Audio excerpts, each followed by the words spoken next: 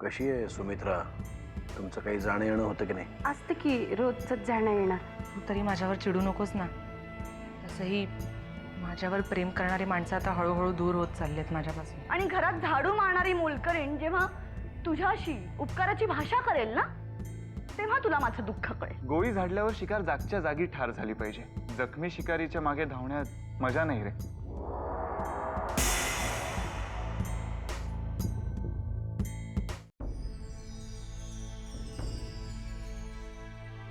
अच्छा,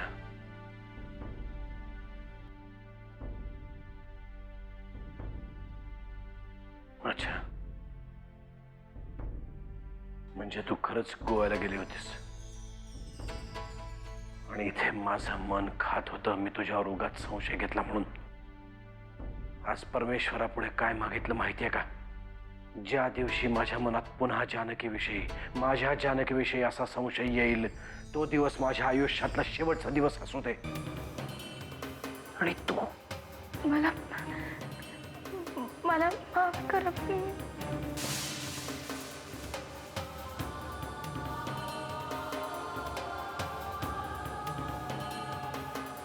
अहो मी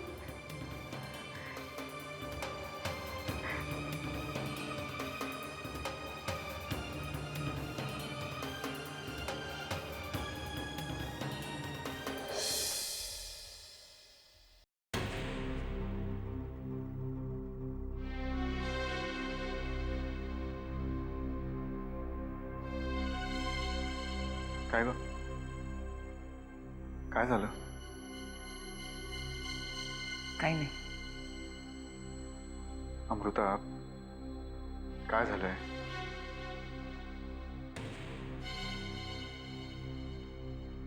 आर्यन, आपल्याला जी कोर्टाची नोटीस आली आहे ना, त्या संदर्भात मम्मांनी मला जानकीशी बोलायला सांगितलंय. म्हणजे कॉम्प्रोमाइज करण्याविषयी. आणि तू हो म्हणालीस. हे बघ अमृता, आपल्याला या सगळ्यात पडायचं नाहीये. एक साधं सरळ आयुष्य जगायचं आपल्याला अमृता. ही सगळी ना राजकारणी माणसं आहेत. मी एक काम करतो, मी मम्माशीच बोलतो ना. आर्यन, एक मिनिट. मला नाही वाटत यात काही राजकारण असेल.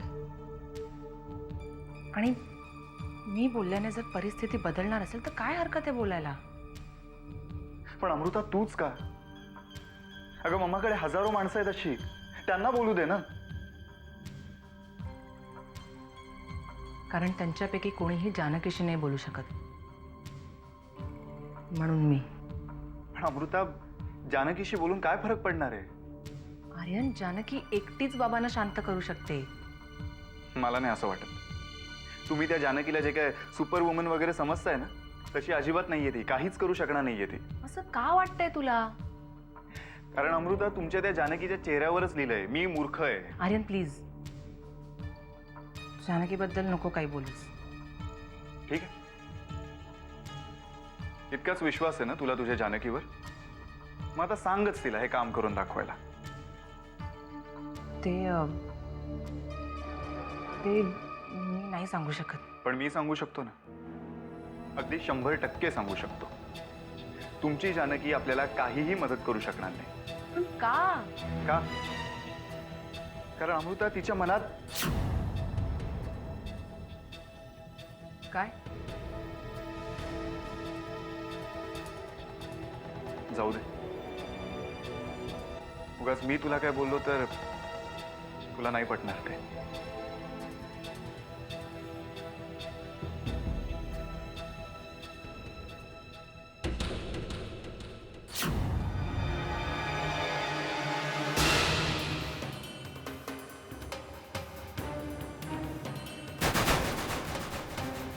तुम्ही काय सांगितलं मला?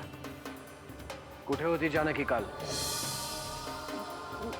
मी सांगितलं ना तुम्हाला. इथं म्हणजे तिथं रमावतीत. अच्छा, म्हणजे खोटं बोलण्याचे संस्कार तुमच्याकडून झालेत तर? ती जर काल रमावतीत होती तर तिच्याकडे हे गोव्याचं तिकीट कुठून आलं?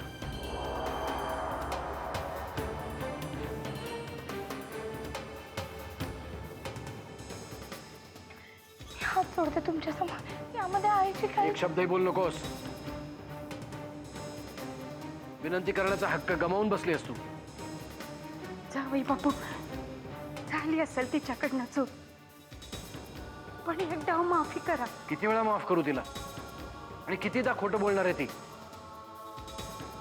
यावेळी फरक इतकाच आहे की खोटं बोलण्यामध्ये तिचं अख्खं घरदार तिच्या पाठीशी आहे. भाऊजी, मला माफ करा, मी जरा मध्ये बोलते, पण जानकीवर आपला कितीही जीव असला तरी तिच्या या खोटेपणाला क्षमा नाही केली पाहिजे. ताई, तुम्ही मध्ये बोलू नका. का नको बोलू? का नको बोलू? आम्ही काही या घरातली वस्तू नाही आहोत, माणसं आहोत. आणि कितीही नाही म्हटलं तरी तुझ्या या खोटारडेपणाचा आमच्याही जगण्यावर विपरीत परिणाम होतोय. नाही नाही, माझी जानकी खोटारडी नाही. तुम्ही खोटारडे आहात, त्याचं काय? इतक्यांदा फोन केला तुम्हाला, तुम्ही नेहमी खोटीच उत्तरं दिलीत मला. मुलाच्या हातून चूक झाली तर आई वडिलांनी त्याला फटकारायचं असतं, पाठीशी घालायचं नसतं. यांनीच तिला डोक्यावर बसवून ठेवलीये. मला ही आई आहे म्हटलं, पण माझी आई प्रत्येक वेळी मुलीच्या संसारात नाक खुपसत नाही. आईला ताई, माझ्या आईला काही बोलू नका. आईला यातलं काहीच माहिती नव्हतं. जावई बापू, मी हात जोडते तुमच्या पुढे, एकदा माफी करा. म्हणजे झालं ते चांगलंच झालं. निदान जानकीला कळलं तरी की दुसऱ्याची मन सांभाळताना स्वतःच्या संसाराची कशी वाट लागते ती. उगाच फिलॉसॉफर सारखं बोलू नका. तिच्या संसाराची वाट लावायला तुम्हीच कारणीभूत आहात. मी अमृतासाठी खोटं बोलून गोव्याला गेले होते. कशाला? निर्लज्जपणाचा कळस आहे नुसता. आपल्या सर्वात मोठ्या शत्रूशी नातं जोडलं तिने. आपल्या नावाला काळीमा फासला. आणि बघा, ही घरातली मोठी सून हे सगळं करायला तिला फूस लावते. कंटाळा आला मला जानकी, कंटाळा आला तुझ्या या असल्या वागण्याचा. तुला हे चांगलंच कळून चुकलंय की तुझ्याशिवाय माझं पानही हलत नाही. पण आता मीही तुला दाखवून देईन, मला तुझी गरज नाही.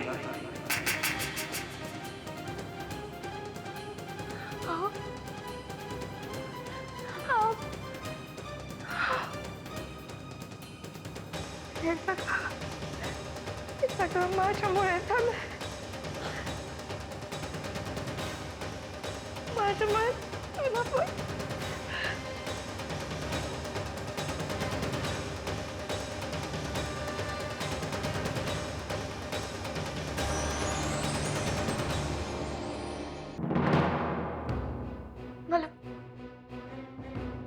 मला खरंच कळत नाही मी तुमची माफी कशी मागू ते. पण मी भीतीमुळे खोटं बोलत होते. खरं बोलायची कसली भीती जानकी? तुला काही भीती वगैरे वाटली नव्हती. तुला सवय लागली खोटं बोलण्याची. किती वेळा माफ करू मी तुला? मला समजून घ्या तुम्ही. मी किती समजून घेऊ तुला जानकी? आणि कसं समजून घेऊ?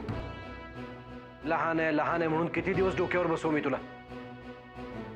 खोटं बोलू नये हे जर शिकवलंच नसेल तुला तर मी कितीही समजावून किंवा आदळआपट करून काय होणार आहे? तुम्हाला जे काही बोलायचं ते मला बोला. माझ्या घरच्यांना कशाला उगीच. कारण मला कळून चुकलंय, तेच कारणीभूत आहेत तुझ्या अशा वागण्याला. एक लक्षात ठेव जानकी, केवळ मी तुझ्या गळ्यात मंगळसूत्र घालतोय आणि तू माझ्या नावाचं कुंकू लावतेस म्हणून मी तुझ्याशी बोलतोय तरी. नाहीतर मला नाही वाटत आपल्यात कुठल्याही प्रकारचे संबंध आता उरलेत.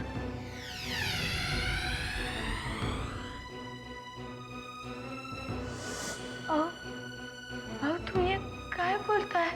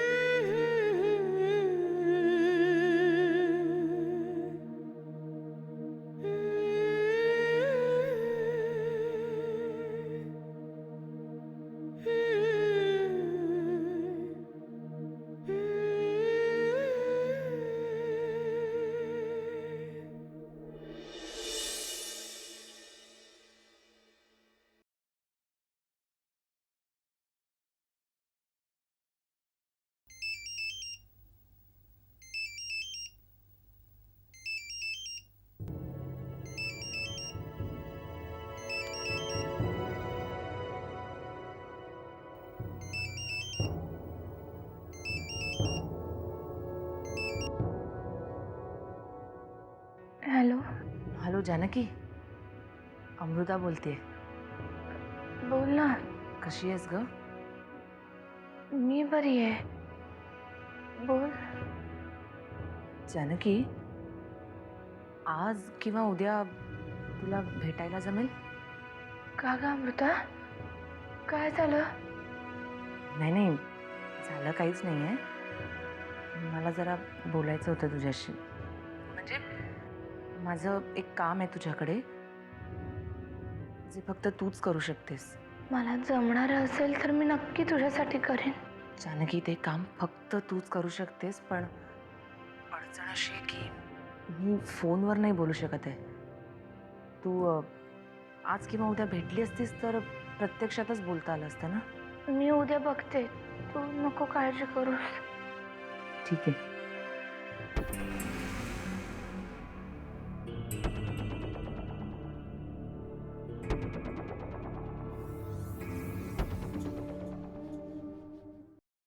माफ करा वाकणीस, जरा उशीर झाला.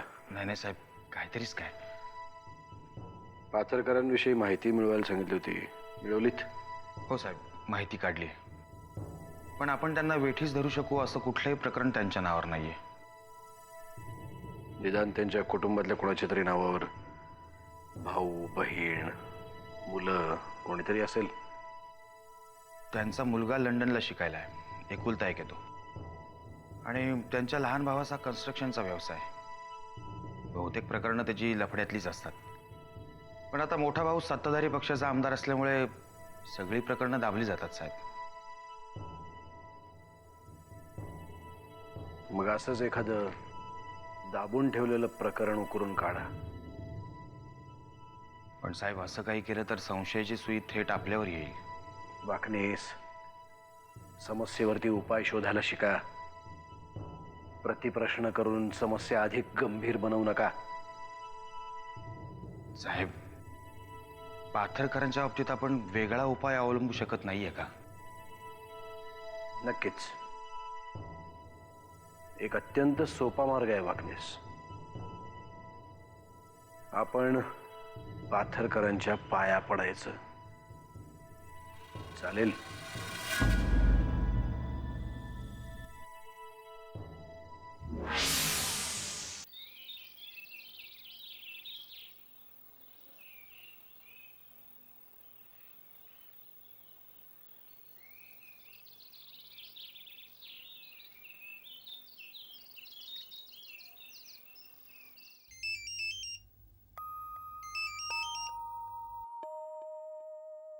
बोला आत्याबाई, कशा आहात? मी ठीक आहे बाळा, तुम्ही कसे आहात सगळेजण? सगळे ठीक आहेत. हा, आणि अमृता? अमृता पण बरी आहे. वा, छान. रमावतीला जाऊन आल्यामुळे खूप बरं वाटलं असणार बघ तिला. आहे का ग जवळपास? जर बोलते ना तिच्याशी. ती आत्ताच नेमकी बाहेर गेली आहे. अरे देवा, आत्ताच बाहेर गेली आहे? बरं, पण मग ती आल्यावर सांगशील का तिला मला फोन करायला? तिला सांग मला खूप खूप आठवण येते तिची. आली की लगेच सांग फोन करायला. सांगते. हां, मग ठेव फोन. आत्याबाई,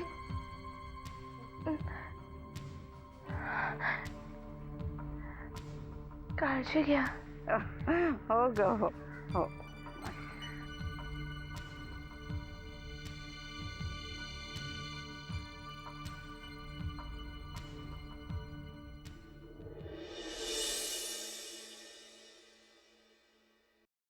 आर्या,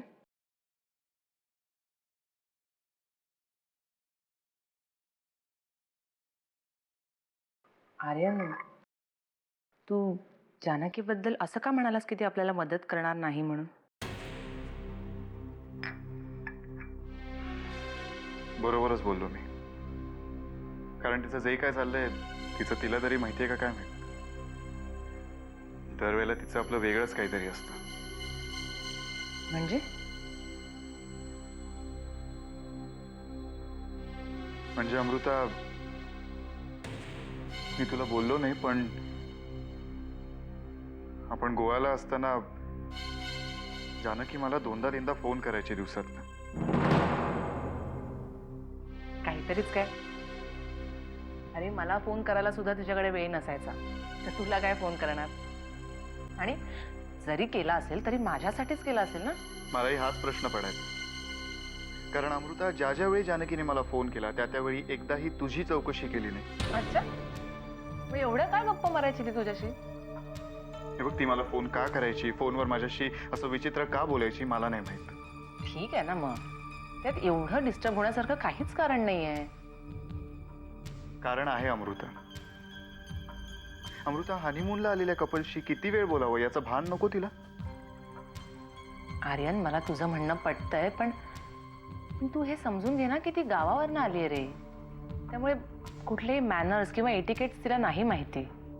चल ठीक आहे, जाऊ दे. कारण अमृता, मी तुला कितीही सांगितलं तरी तू एक वेळेस मला दोषी ठरवशील ग.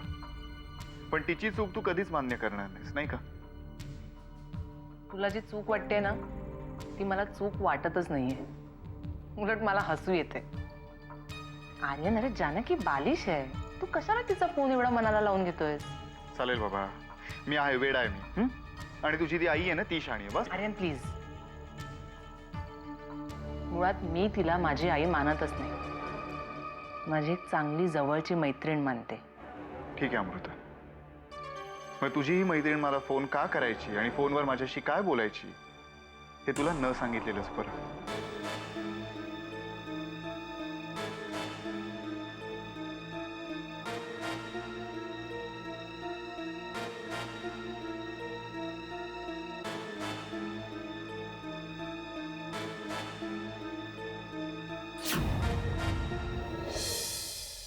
खाली मान घालून असंच उभं राहायचं असेल तर निघून जा.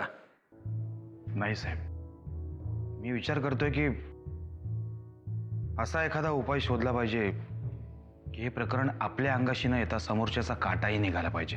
वा, बरोबर बोललात वाकणीस. प्रकरण आपल्या अंगाशी तर नाही आलं पाहिजे आणि काटा काट्यानेच निघाला पाहिजे. म्हणजे वाकणीस, माझं एक काम करा. मला परशू बाहेर हवाय.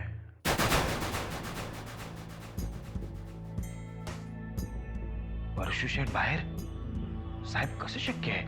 वाकणीस, परशू आत आहे कारण मला वाटत होतं त्यानं तिथेच राहावं, त्याची तीच लायकी आहे. पण आता मला वाटतंय त्यानं बाहेर यावं. माफ करा साहेब. हो, पण कशासाठी? कारण आता काट्यानंच काटा काढायची वेळ आली आहे. पुढच्या 2 दिवसात परशू मला बाहेर हवाय. आणि बाहेर म्हणजे या घरात. साहेब, एक प्रश्न सोडवण्याच्या नादामध्ये नवीन प्रश्न निर्माण झाले तर? हे बघा वाकणीस, आधी परशूला बाहेर काढा, मग पुढचं पुढं बघू.